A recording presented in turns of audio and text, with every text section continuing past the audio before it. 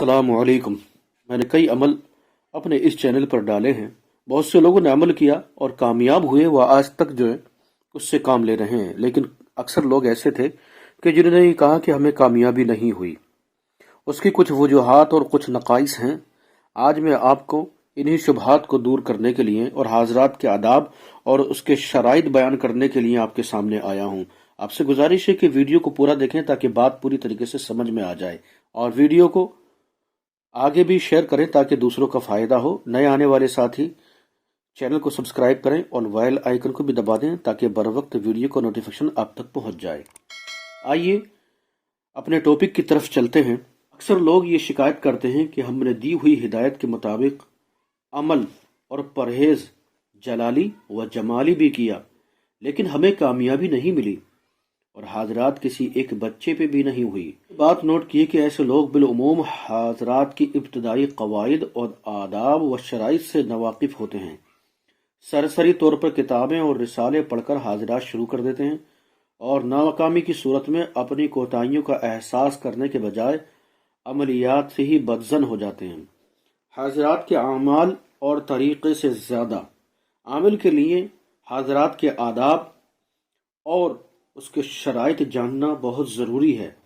Note کریں، یہ تمام آداب و شرائط عامل کامل علامہ ملازم حسین صاحب کی کتاب سے میں بیان کر رہا ہوں۔ ایسے لوگ جو کہ حاضرات کا شغل اختیار کرنا چاہیں، ان پر لازم ہے کہ وہ ہر جمعرات کو کسی شیرنی پر روحوں کے نام فاتحہ دلا کر شیرنی بچوں میں تقسیم کر دیا کریں۔ یاد رہے کہ جمعرات والے دن 121 ارواح حاضر ہوتی ہیں۔ ہو سکتا ہے کوئی روح خوش ہو کر آپ کے سامنے اچانک ہی آ جائے اور ایک جھٹکے سے آپ کی باطنی آنکھوں کے سامنے سے پردے ہٹ جائیں۔ یہ باتیں تجربات میں آ چکی ہیں کہ کسی شک و شبہ کی گنجائش نہیں۔ نمبر 3، عامل کو چاہیے کہ وہ ہر جمعرات کو بزرگوں کے مزارات پر حاضری دیا کرے اور چراغ روشن کیا کرے۔ نمبر 4، اگر عامل اپنے اوپر حاضرات کا تجربہ کرنا چاہتا ہے تو اس کا وقت مقرر ہے، جو کہ مغرب سے آدھا گھنٹہ پہلے کا ہے۔ اس وقت تمام روحانیت منجمد ہو جاتی ہیں، اس لیے یہ خاص الخاص وقت حاضرات کرنے کا ہوتا ہے۔ حاضرات کے وقت تنہائی اختیار کرو۔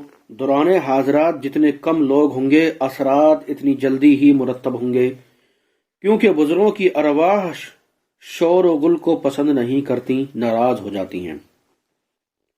عامل کو چاہیے کہ جب تک وہ حاضرات میں کامل ماہر نہ ہو، کسی دوسرے ضرورت مند کے گھر میں جا کر حاضرات نہ کرے۔ ایسا نہ ہو کہ حاضرات ہی نہ ہو اور شرمندگی اٹھانا پڑے۔ اگر عامل کو جنات کا علم نہیں تو کسی ایسے گھر میں جا کر حاضرات ہرگز نہ کرے جہاں پر جنات کا ڈیرا ہو، ورنہ نقصان اٹھائے گا۔ اسی طرح کسی ایسے شخص پر یا مریض پر حاضرات نہ کرے جس پر جنات مسلط ہوں۔ عامل کو چاہیے کہ وہ اشد ضرورت کے وقت حاضرات کرے، بطور دکھاوا یا تماشا دکھانے کی نیت سے حاضرات نہ کرے۔ اس سے روحانیت خفا بیزار ہو جاتی ہے اور نقصان بھی ہوتا ہے۔ بعد از زکوٰۃ عامل بطور تجربات کسی شخص پر بھی حاضرات کر سکتا ہے، خواہ وہ ایک دن میں 100 مرتبہ حاضرات کرے، جتنے چاہے لوگوں پر تجربات کر سکتا ہے، کسی طرح کی پابندی نہ ہوگی۔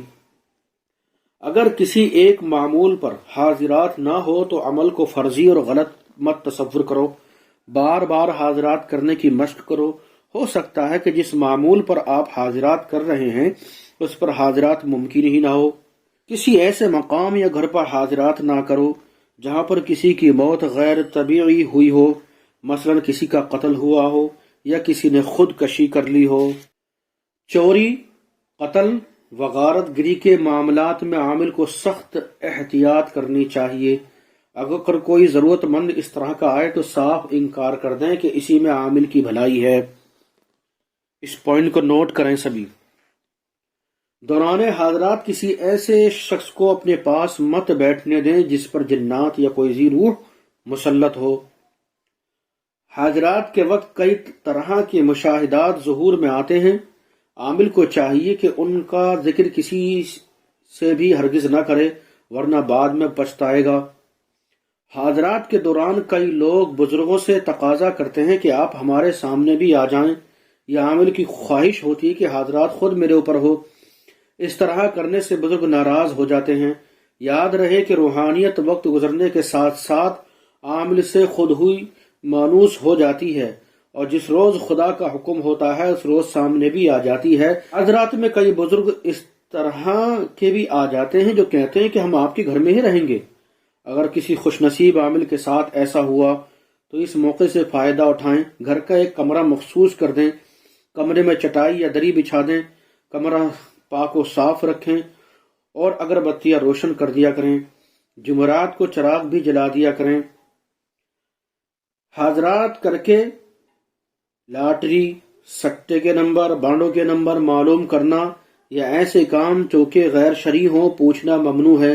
اگر عامل اس طرح کرے گا تو حاضرات ہاتھ سے جاتی رہے گی اور نقصان بھی بہت زیادہ ہوگا۔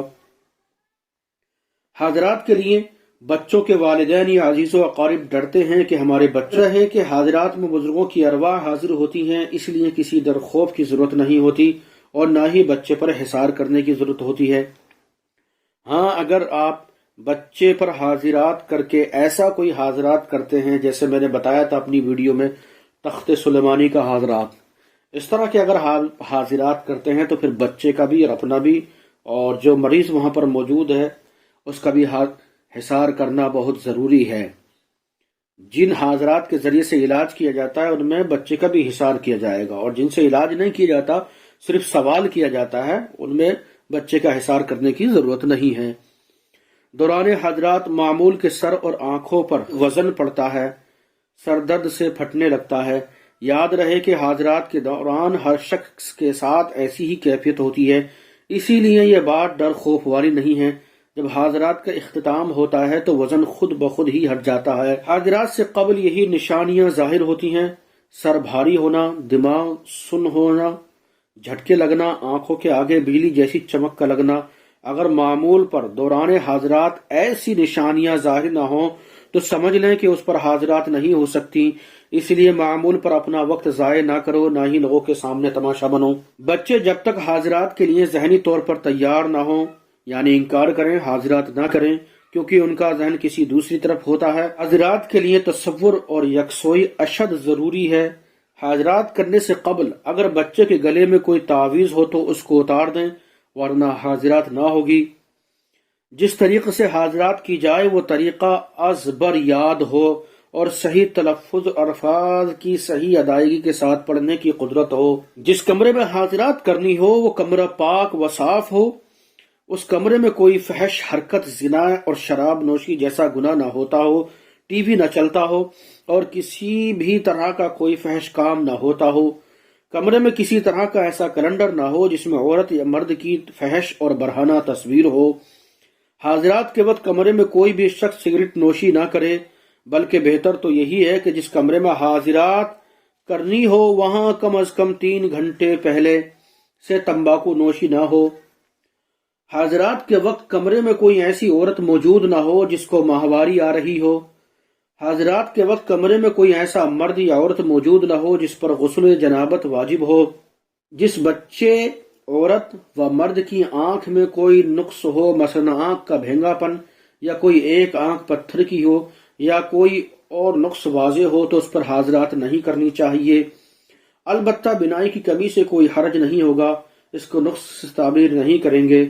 حاضرات کے لیے کسی ایسے بچے اور عورت مرد کا انتخاب کرنا چاہیے جو کہ بالکل صحت مند ہو اور دماغ کے اعتبار سے ان میں سے کسی طرح کی کمی نہ ہو۔ سست، بیمار، بیوقوف قسم کے لوگوں پر حاضرات ہرگز نہ کریں۔ بعض حاضرات میں توشے کی شرط ہوتی ہے، جیسے شیرنی وغیرہ جو ہوتی ہے، یہ موکلین کا صدقہ ہوتا ہے۔ جس حاضرات میں توشے کی شرط ہو اس کو بغیر توشوں کیے نہ کریں، ورنہ مایوسی یا کسی نقصان کا امکان ہے۔ کچھ حاضرات وہ ہوتی ہیں جو صرف بچوں پر کارآمد ہوتی ہے، کچھ وہ ہوتی ہیں جو چھوٹے بڑے بچوں پر سب پر چلتی ہیں، کچھ حاضرات وہ ہوتی ہیں جو خود عامل پر بھی ہو جاتی ہے۔ لیکن یہ یاد رکھیں پہلے بچے سے شروعات کریں، جب آپ اس میں ماہر ہو جائیں تھوڑے تو پھر بڑے پر کریں، اور پھر جب آپ بہت زیادہ اس میں ماہر ہو جائیں تو پھر اپنے اوپر بھی اس کا تجربہ کریں۔ ضروری یہ ہے کہ آپ کو اپنی روحانیت بیدار کرنی ہوگی۔ جیسے جیسے آپ کی روحانیت بیدار ہوتی چلی جائے گی، آپ کے لیے روحانیت میں حاضرات کرنے میں آپ کا کام آسان ہوتا جائے گا۔ حاضرات کے اعمال کرنے سے قبل جن باتوں کا جاننا ضروری ہے ان کو وضاحت سے بیان کر رہا ہوں تاکہ کوئی بھی نقطہ پوشیدہ نہ رہے۔ اگر عامل دی ہوئی ہدایت پر عمل کرے گا تو انشاءاللہ کبھی ناکامی نہ ہوگی۔ حاضرات کے اعمال اور اس کا چلہ کرنے سے قبل کسی میٹھی چیز پر حضرت غوث پاک یا دلا کر وہ چیزیں بچوں میں تقسیم کر دیں اور کامیابی عمل کی دعا کریں۔ حاضرات کے اعمال عموماً نوچندی جمعرات سے ہی شروع کیے جاتے ہیں۔ جو بزرگوں کی طرف سے منسوب ہیں وہ زیادہ تر چاند کی 11ویں شریف کو ہی شروع ہوتے ہیں۔ اکثر لوگ نوچندی جمعرات کے بارے میں پوچھتے ہیں، مثلا آج چاند کی 2 یا 3 تاریخ ہے اور جمعرات کا دن ہے، تو یہ جمعرات نوچندی نہ ہوگی، اس سے آگے آنے والی جمعرات نوچندی ہوگی۔ ان اعمالوں کو کرنے کے لیے کسی علیحدہ کمرے کی ضرورت ہوتی ہے۔ یہ عامل کے لیے ہدایات ہیں۔ کمرہ مخصوص ہو جہاں پر عمل کے شروع سے لے کر اختتام عمل تک کوئی دوسرا شخص ہرگز داخل نہ ہو۔ حاضرات کے تمام عملوں میں ہر قسم کا گوشت، کچا لہسن، پیاز اور جمع سے قطعی پرہیز ہوتی ہے۔ عمل شروع کرنے سے قبل صاحب عمل یا کسی عامل کامل سے اجازت لینا شرط ہے تاکہ رجعت نہ ہو۔ ہر عمل کی میعاد مقرر ہوتی ہے۔ بعض اوقات عامل کے اندرونی قوتوں کی کمی کی وجہ سے دن زیادہ لگ جاتے ہیں، اس لیے اگر ایک چلے میں کامیابی نہ ہو تو اس کو دوبارہ کرنا چاہیے۔ بعض اوقات 3 چلوں میں جا کر کامیابی ہوتی ہے، اس لیے بدل نہیں ہونا چاہیے۔ ہر انسان میں قوتیں یکساں نہیں ہوتی، کسی میں کم اور کسی میں زیادہ ہوتی ہیں۔ بعض لوگوں کو پہلے دن سے ہی مشاہدات نظر آنے لگتے ہیں، بعضوں کو 2 ماہ تک کچھ نظر نہیں آتا۔ فعل حوانی کے عادی شخص کو عمل نہیں کرنا چاہیے کیونکہ عمل کے دوران قطعی پرہیز رہے گا، مطلب کہ جمع سے پرہیز رکھنا چاہیے۔ ایسے لوگ جن کے دل کمزور ہوں یا ڈرپونک ہوں ان کو بھی عمل نہیں کرنا چاہیے کیونکہ عملوں کے دوران خوف اور ڈر آتا ہے، اگر ڈر گیا تو پاگل ہو جائے گا یا پھر رجعت میں گرفتار ہو جائے گا۔ اسی لیے عمل کرنے سے پہلے اچھی طرح سوچ لینا چاہیے کہ میں عمل کر بھی سکوں گا یا نہیں۔ ایسے لوگ جو کہ عصبی مرض کا شکار ہوں یا کسی پر کوئی ذی-روح مسلط ہو، اگر وہ تندرست بھی ہو جائیں تو پھر بھی عمل ہرگز نہ کریں ورنہ خطرہ عظیم ہوگا۔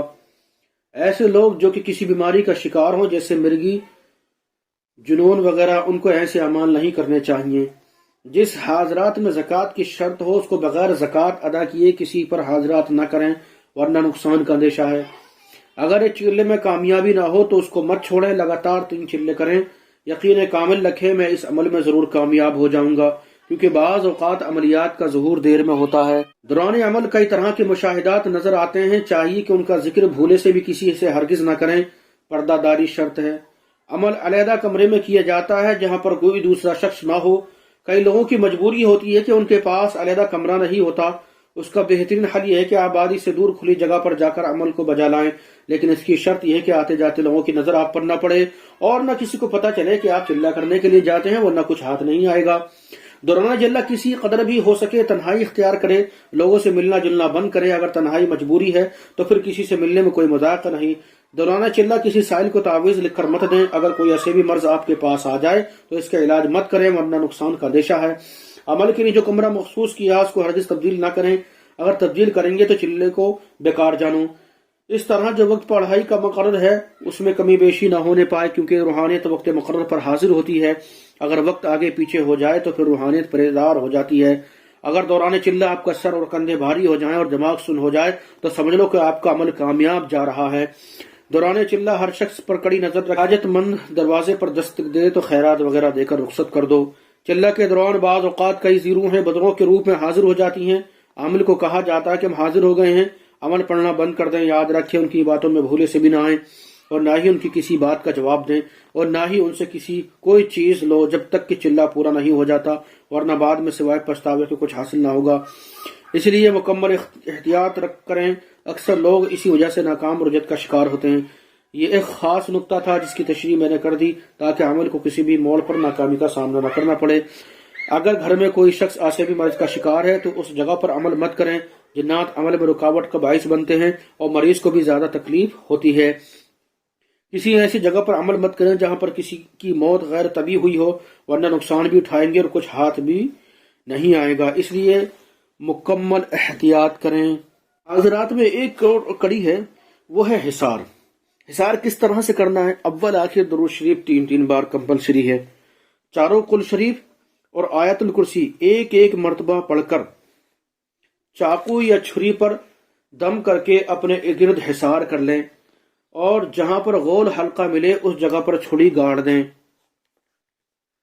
हर अमल में यह हिसार आपको काम देगा। हिसार करते वक्त इसका बात का खास ख्याल रखें कि हल्का कहीं से टूटने ना पाए। ये जब हिसार किया जाएगा कि जब आप चिल्ला कर रहे हो। अच्छा, जब आप हाजिरात कर रहे हो तो उस वक्त भी हिसार किया जाता है कुछ हाजिरात के अंदर, और कुछ में हिसार करने की जरूरत नहीं होती है, वो आपकी अपने सवाब दीद पर है। कहीं ऐसा होता है कि कमरे में कुछ मामलात अजीब से हो जाते हैं कि जहां पर आप हाजिरात करते हैं वहां पर कोई चीज रुकावट डालती है, तो उसके लिए जरूरी है कि आप वहां पर अगरबत्ती जलाएं। अल्लामा मुलाजिम हुसैन साहब ने अपनी किताब में लिखा है कि अगर इस तरह के हालात पेश आ जाएं कि आप बच्चे पे पहले से भी हाजिरात करते हैं लेकिन फिर भी हाजिरात नहीं हो रही है, तो 3 या 5 या 7 अगरबत्तियां लेकर हर अगरबत्ती पे 21 मरतबा वैजा बतश्तुम जब्बारीन पढ़कर दम करें। अगरबत्ती रोशन कर दें, सारी नेगेटिव चीजें जो है वहां से हट जाएंगी और फिर हाजिरात जो है खुल जाएगी। वीडियो काफी लंबी हो चुकी है, लेकिन मैं समझता हूं कि इसमें आपको बहुत कुछ जानकारी मिली होगी। उम्मीद करता हूं कि इस पर आप अमल करेंगे और आगे भी शेयर करेंगे। इजाजत दीजिए। अस्सलाम वालेकुम।